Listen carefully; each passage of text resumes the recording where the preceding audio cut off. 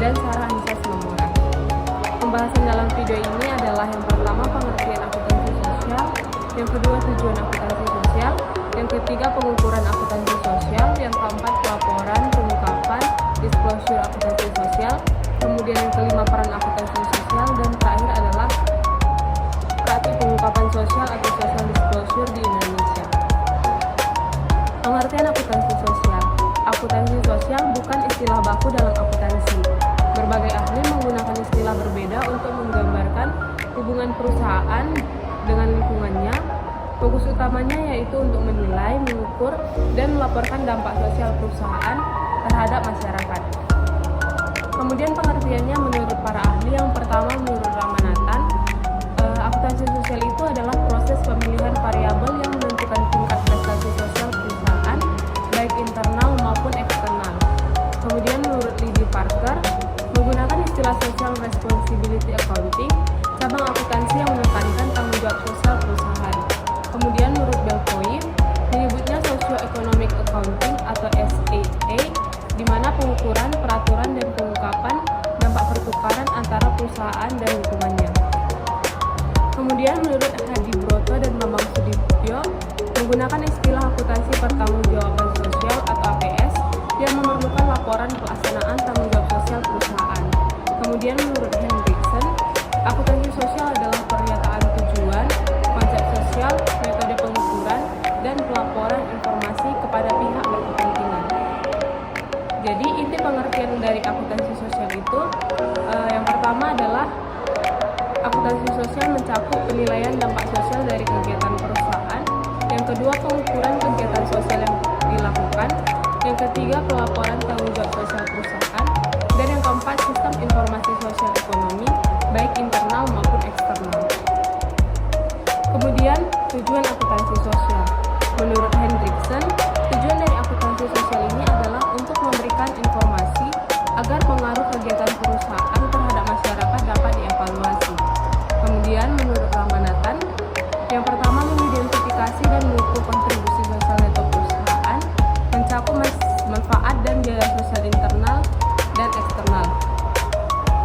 Tujuan yang selanjutnya adalah menilai kesesuaian strategi dan praktik perusahaan dengan prioritas sosial dan aspirasi individu. Dan yang terakhir, tujuannya adalah menyediakan informasi yang relevan bagi kelompok sosial tentang tujuan, kebijakan, dan kontribusi sosial perusahaan.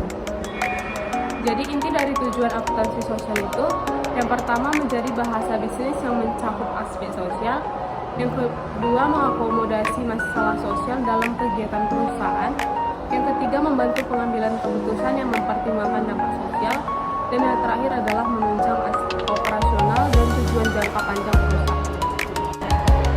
Kemudian materi selanjutnya yaitu pengukuran akuntansi sosial. Nah, ada 5 metode pengukuran akuntansi sosial, yaitu yang pertama ada pendekatan kualitatif.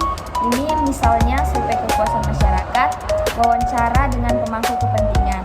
Kemudian yang kedua ada pendekatan kuantitatif. Ini jumlah dana CSR dan nilai investasi lingkungan. Kemudian yang ketiga ada social cost benefit analysis. Yang keempat ada social indicator approach. Yang kelima, environmental accounting. Kemudian dalam pengukuran akuntansi sosial juga ada tantangannya, yaitu yang pertama, kuantifikasi dampak finansial. Yang kedua, standar pelaporan yang belum baku. Kemudian yang ketiga, kurangnya kesadaran manajemen.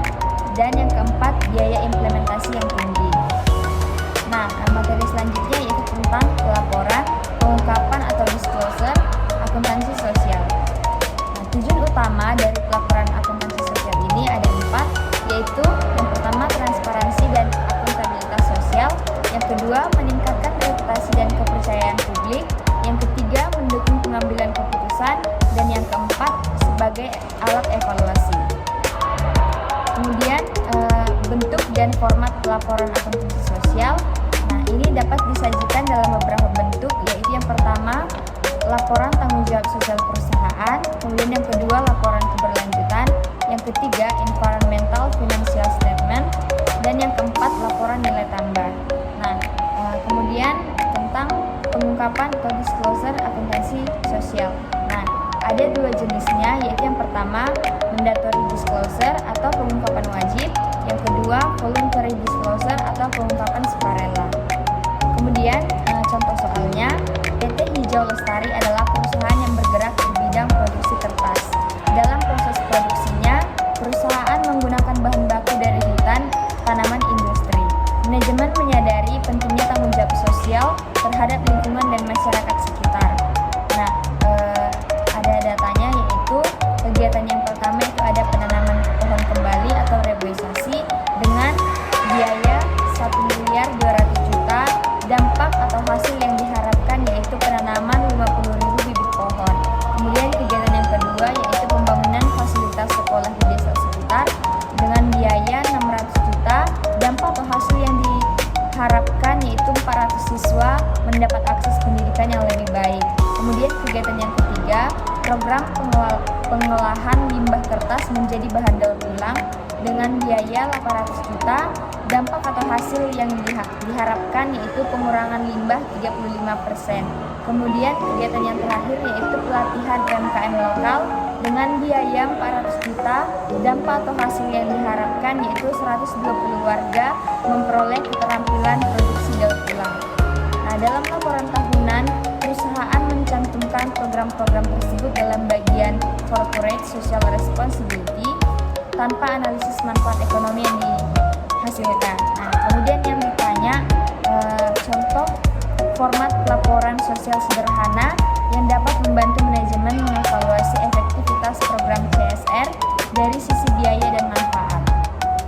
Nah, contoh ini termasuk jenis pengungkapan voluntary disclosure karena pelaporan CSR dilakukan secara sukarela sebagai bentuk tanggung jawab moral dan strategi reputasi. Tidak ada kewajiban hukum khusus bagi perusahaan kertas di luar sektor sumber daya alam langsung. Nah, program yang pertama tadi yaitu reboisasi dengan biaya 1.200.000.000.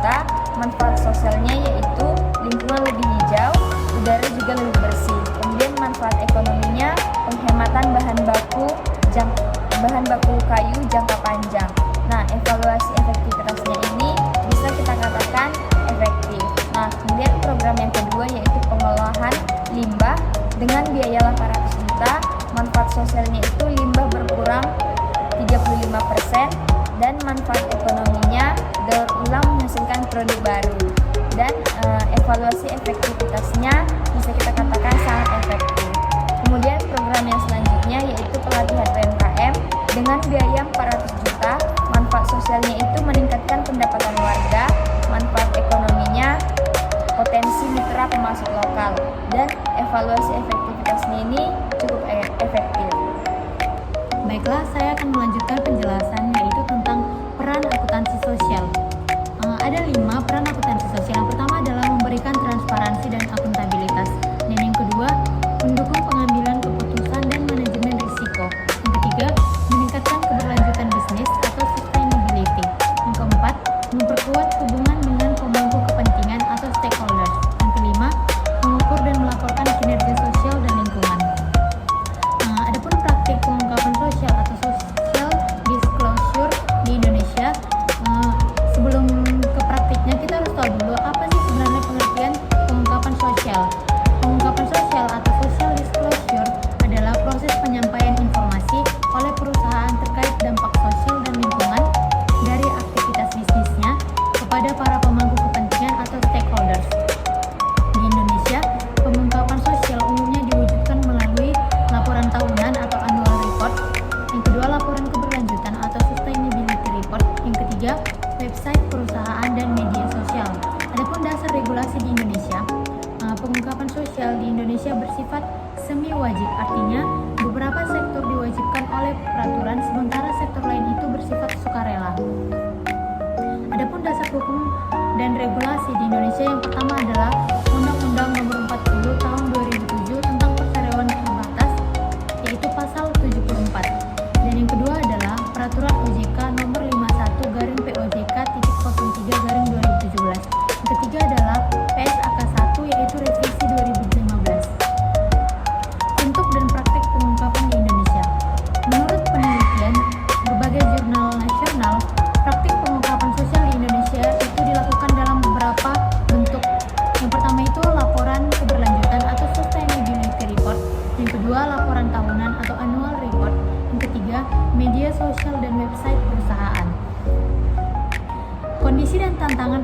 sosial di Indonesia. Yang pertama adalah tingkat pengungkapan sosial masih tergolong rendah, terutama di sektor non-keuangan dan non-energi.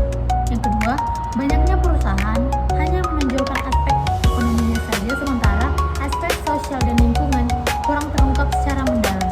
Yang ketiga itu, kualitas pengungkapan belum konsisten karena belum ada standar nasional yang mengatur secara rinci isi dan format pengungkapan sosial. Yang keempat, pengungkapan sosial lebih banyak dilakukan oleh perusahaan besar seperti BUMN dan sektor dengan risiko lingkungan yang tinggi. Adapun kesimpulan dari materi kita hari ini yaitu akuntansi sosial adalah akuntansi sosial itu adalah bidang akuntansi yang berfokus pada pengukuran, pencatatan dan pelaporan dampak sosial dan lingkungan dari aktivitas perusahaan.